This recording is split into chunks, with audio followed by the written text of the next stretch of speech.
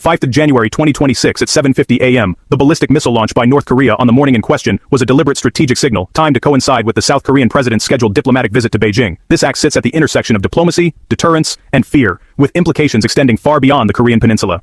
North Korea fired multiple projectiles approximately 900 kilometers into the sea, reaching high altitudes, a launch designed to be publicly detected and tracked. South Korea, the United States and Japan responded with heightened military readiness and coordination, interpreting the launch as a clear provocation rather than a covert test. For Pyongyang, its missile and nuclear programs are not mere bargaining chips but essential insurance policies for regime survival. The launch served multiple purposes. 1. It was a reminder of North Korea's disruptive power just as South Korea sought to use Chinese leverage to stabilize relations, ensuring Pyongyang would not be discussed without being feared. 2. The test followed the recent U.S. approval of South Korea's plan to develop nuclear-powered submarines, which Pyongyang views as a deepening long-term U.S. military commitment, enhancing second strike capability. 3. Ahead of its first major party congress in 5 years, leader Kim Jong-un has ordered a dramatic 250% increase in missile production, signaling a move from testing to the institutionalization of a permanent threat.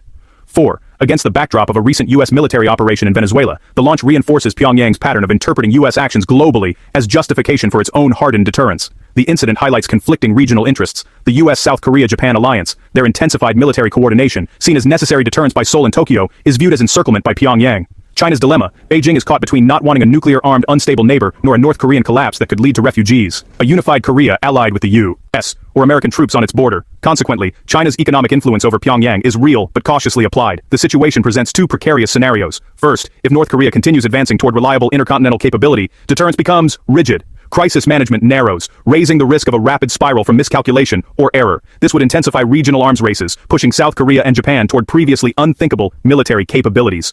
Second, if North Korea continues advancing toward reliable intercontinental capability, deterrence becomes rigid. Crisis management narrows, raising the risk of a rapid spiral from miscalculation or error. This would intensify regional arms races, pushing South Korea and Japan toward previously unthinkable military capabilities. The consequences are global proliferation norms. Nuclear rivals like India and Pakistan observe that missile testing and brinkmanship are normalized as effective strategies for regime survival.